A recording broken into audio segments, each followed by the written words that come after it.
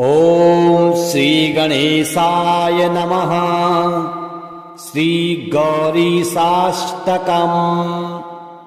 भज गौरीशं भज गौरीशं गौरीशं भज मन्दमते। जलभवदुस्तर जलधिसुतरणं ध्येयं चित्ते शिवहर चरणम्। अन्योपायं नहि सत्यं ज्ञेयं शङ्कर शङ्कर नित्यं। भज गौरीशं भज गौरीशं गौरीशं भज मन्दमते। भज गौरीशं भज गौरीशं गौरीशं भज मन्दमते। दारापत्यं क्षेत्रं वित्तं देहं गेहं सर्वमनित्यम् इति परिभावय सर्वमसारं गर्भविकृत्या स्वप्नविचारम्। भज गौरीशं भज गौरीशं गौरीशं भज मन्दमते। हे भज गौरीशं भज गौरीशं गौरीशं भज मन्दमते। मलवैचित्ये पुनरावृत्तिः पुनरपि जननी जठरोत्पत्तिः पुनरप्यासा कुलितं जठरं किं नहि मुञ्चसि कथयेश्चित्तम्। भज गौरीशं भज गौरीशं गौरीशं भज मन्दमते। हे भज गौरीशं भज गौरीशं गौरीशं भज मन्दमते। माया कल्पितमेन्द्रं जालं नहि तत् सत्यं दृष्टिविकारं ज्ञाते तत्त्वे सर्वमसारं। मा कुरु विषय विचारं। भज गौरीशं भज गौरीशं गौरीशं भज मन्दमते। हे भज गौरीशं भज गौरीशं गौरीशं भज मन्दमते। रज्जो सर्प भ्रमणारोप तद्वद् ब्रह्मणि जगदारोपः।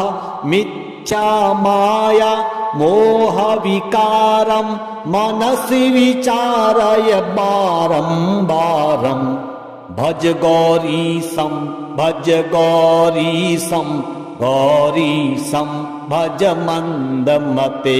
हे भज गौरीशं भज गौरीशं गौरीशं भज मन्दमते। अध्वरकोटि गङ्गागमनं कुरुते योगं चेन्द्रियदमनं। ज्ञानविहीनः सर्वमतेन न भवति मुक्तो जन्मशतेन। भज गौरीशं भज गौरीशं गौरीशं भज मन्दमते। हे भज गौरीशं भज गौरीशं गौरीशं भज मन्दमते। सोऽहं हंसो ब्रह्मैवाहं शुद्धानन्दस्तत्त्वपरोऽहम्। अद्वैतोऽहं सङ्गविहीने चेन्द्रिय आत्मनि निखिले लीने। भज गौरीशं भज गौरीशं गौरीशं भज मन्दमते। हे भज गौरीशं भज गौरीशं गौरीशं भज मन्दमते। शङ्कर किङ्कर मा कुरु चिन्तां चिन्तामणिना विरचितमेतत् यः सद्भक्त्या पठति नित्यं ब्रह्मणि लीनो भवति सत्यं। भज गौरीशं भज गौरीशं गौरीशं भज मन्दमते। हे भज गौरीशं भज गौरीशं गौरीशं भज मन्दमते। भज गौरीशं भज गौरीशं गौरीशं भज मन्दमते। जलभवदुस्तर जलधिसुतरणं ध्येयं चित्ते शिवहर चरणम् अन्योपायं नहि नहि सत्यं ज्ञेयं शङ्कर शङ्कर नित्यं। भज गौरीशं भज गौरीशं गौरीशं भज मन्दमते। भज गौरीशं भज गौरीशं गौरीशं भज मन्दमते। दारापत्यं क्षेत्रं वित्तं देहं गेहं सर्वमनित्यम् इति परिभावय सर्वमसारं गर्भविकृत्या स्वप्नविचारम्। भज गौरीशं भज गौरीशं गौरीशं भज मन्दमते। हे भज गौरीशं भज गौरीशं गौरीशं भज मन्दमते। मलवैचित्ये पुनरावृत्तिः पुनरपि जननी जठरोत्पत्तिः पुनरप्यासा कुलितं जठरं किं नहि मुञ्चसि कथयेश्चित्तम्। भज गौरीशं भज गौरीशं गौरीशं भज मन्दमते। हे भज गौरीशं भज गौरीशं गौरीशं भज मन्दमते। माया कल्पितमेन्द्रं जालं नहि तत् सत्यं दृष्टिविकारं ज्ञाते तत्त्वे सर्वमसारं। मा कुरु विषय विचारं।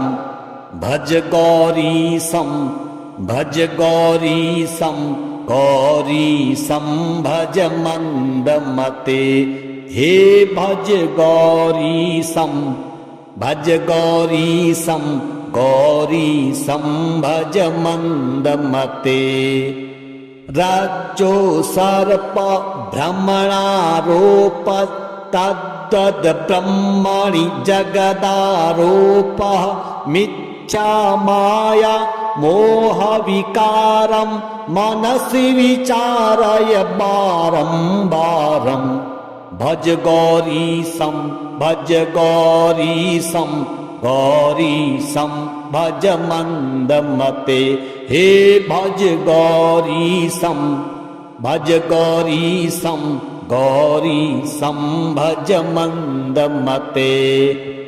अध्वरकोटि गङ्गागमनं कुरुते योगं चेन्द्रियदमनं ज्ञानविहीनः सर्वमतेन न भवति मुक्तो जन्मसतेन। भज गौरीशं भज गौरीशं गौरीशं भज मन्दमते। हे भज गौरीशं भज गौरीशं गौरीशं भज मन्दमते।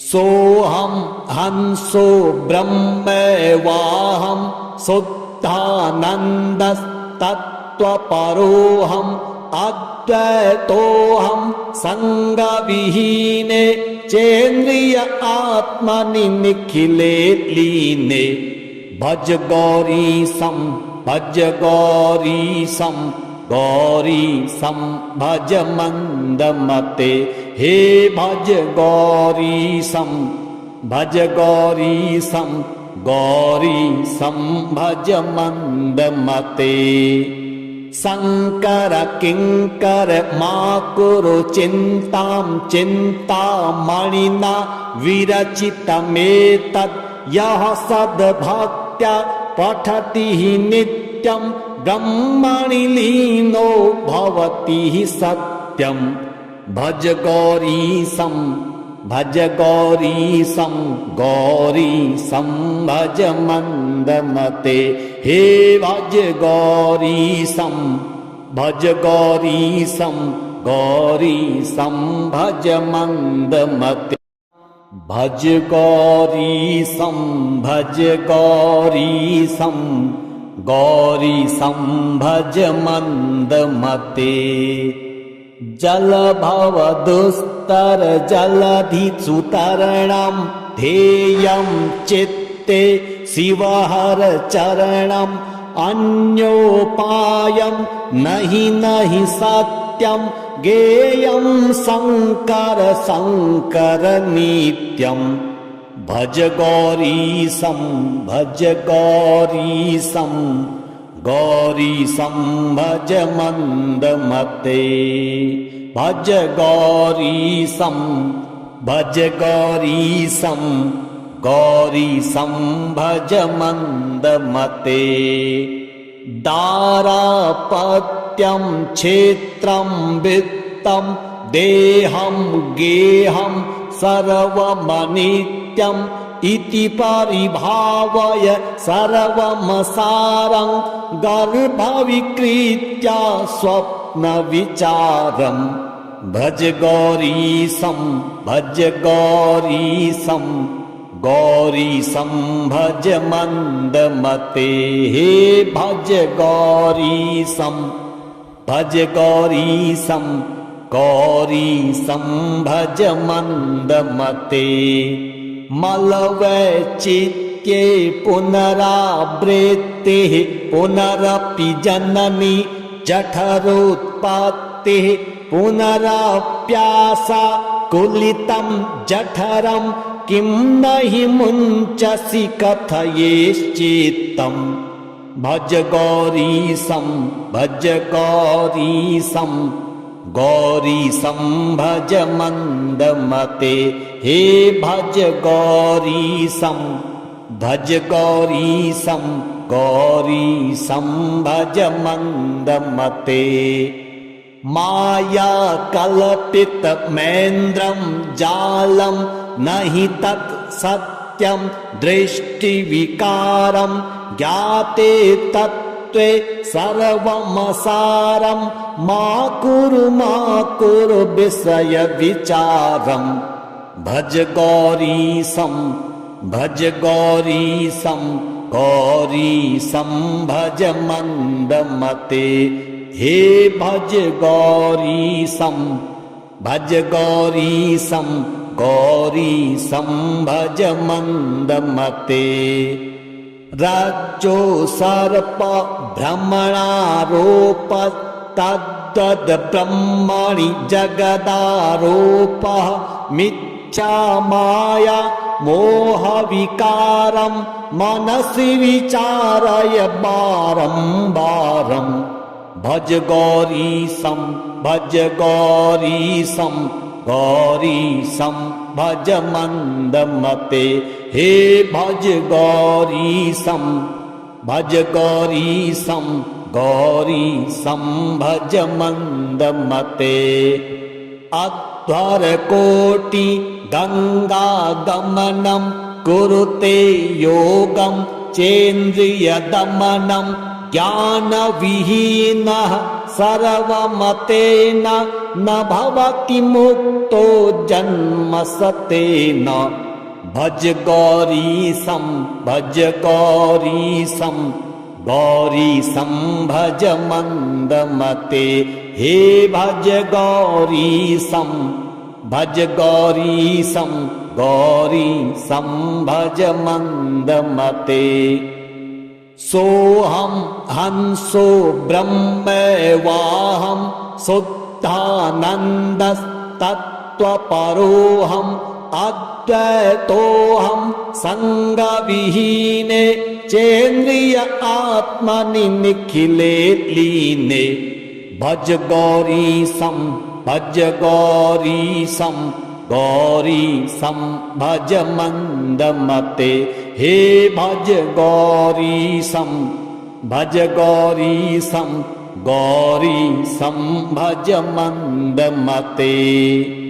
शङ्कर किङ्कर मा कुरु चिन्तां चिन्तामणिना विरचितमेतत् यः सद्भक्त्या पठति नित्यं ब्रह्मणि लीनो भवति सत्यं भज गौरीशं भज गौरीशं गौरीशं भज मन्दमते हे भज गौरीशं भज गौरीशं गौरीशं भज मन्दमते भज गौरीशं भज गौरीशं गौरीशं भज मन्दमते जलभवदुस्तर जलधिसुतरणं ध्येयं चित्ते शिवहर चरणम् अन्योपायं नहि सत्यं ज्ञेयं शङ्कर शङ्कर नित्यं भज गौरीशं भज गौरीशं गौरीशं भज मन्दमते भज गौरीशं भज गौरीशं गौरीशं भज मन्दमते दारापत्यं क्षेत्रं वित्तं देहं गेहं सर्वमनित्यम् इति परिभावय सर्वमसारं गर्भविकृत्या स्वप्नविचारं भज गौरीशं भज गौरीशं गौरीशं भज मन्दमते हे भज गौरीशं भज गौरीशं गौरीशं भज मन्दमते मलवैचित्ये पुनरावृत्तिः पुनरपि जननी जठरोत्पत्तिः पुनरप्यासा कुलितं जठरं किं नहि मुञ्चसि कथयेश्चित्तं भज गौरीशं भज गौरीशं गौरीशं भज मन्दमते हे भज गौरीशं भज गौरीशं गौरीशं भज मन्दमते माया कल्पितमेन्द्रं जालं नहि तत् सत्यं दृष्टिविकारं ज्ञाते तत्त्वे सर्वमसारं मा कुरु विषय विचारं भज गौरीशं भज गौरीशं गौरीशं भज मन्दमते हे भज गौरीशं भज गौरीशं गौरीशं भज मन्दमते रज्जो सर्प भ्रमणारोप तद्वद् ब्रह्मणि जगदारोपः मिथ्या माया मोहविकारं मनसि विचारय बारम्बारं भज गौरीशं भज गौरीशं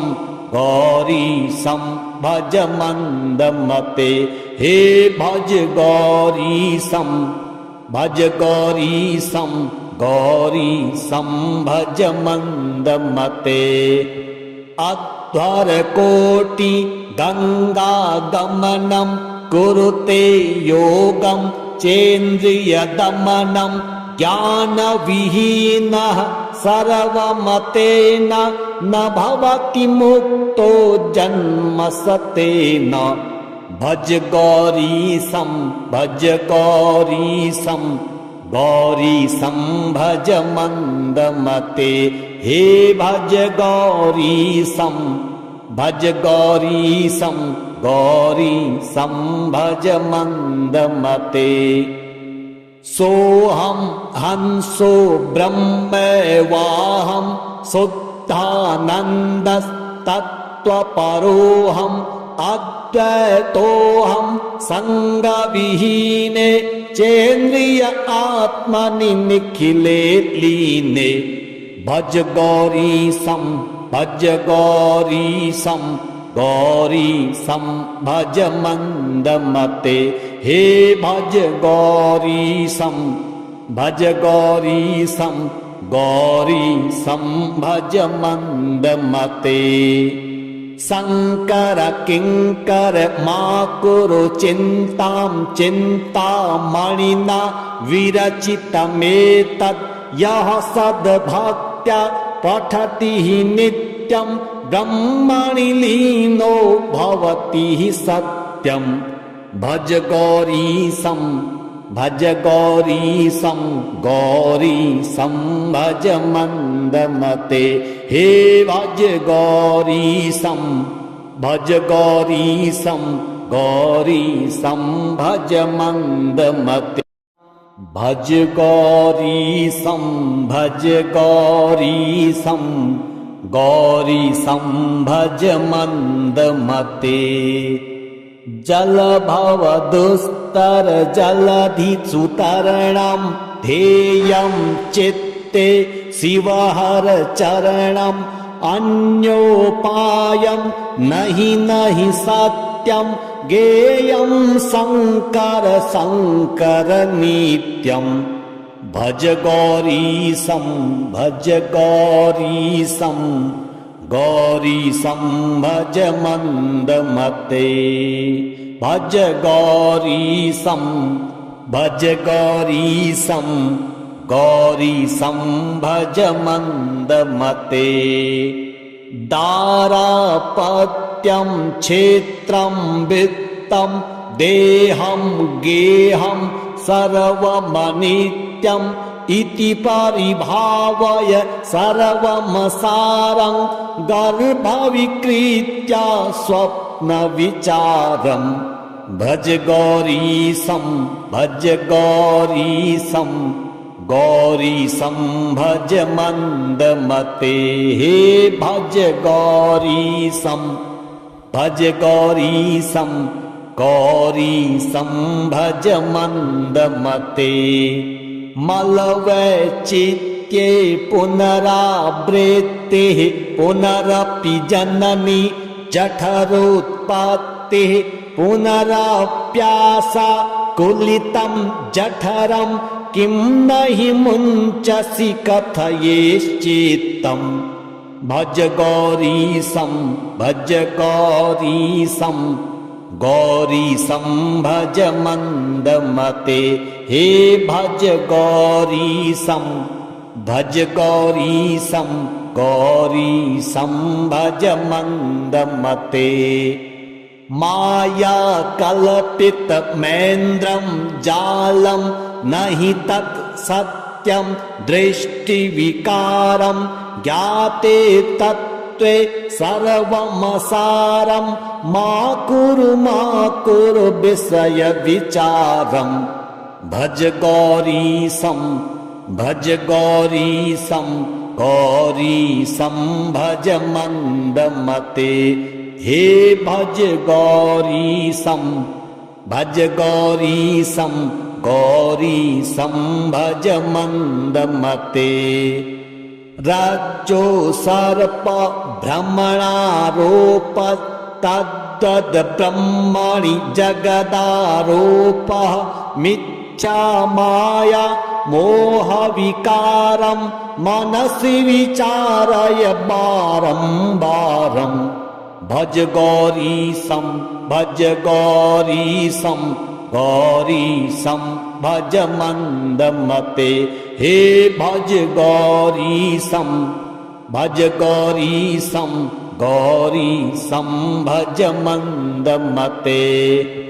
अध्वरकोटि गंगा गमनं कुरुते योगं चेन्द्रियदमनं ज्ञानविहीनः सर्वमतेन न भवति मुक्तो जन्मसतेन।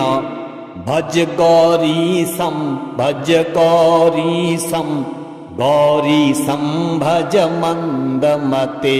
हे भज गौरीशं भज गौरीशं गौरीशं भज मंदमते। सोऽहं हंसो ब्रह्मैवाहं शुद्धानन्दस्तत्त्वपरोऽहम् अद्वैतोऽहं सङ्गविहीने चेन्द्रिय आत्मनि निखिले लीने।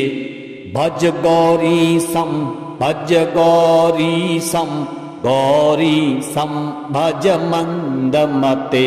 हे भज गौरीशं भज गौरीशं गौरीशं भज मंदमते। शंकर किंकर मा कुरु चिंतां चिंतामणिना विरचितमेतत् यः सद्भक्त्या पठति नित्यं ब्रह्मणि लीनो भवति सत्यं। भज गौरीशं भज गौरीशं गौरीशं भज मंदमते। हे भज गौरीशं भज गौरीशं गौरीशं भज मंदमते।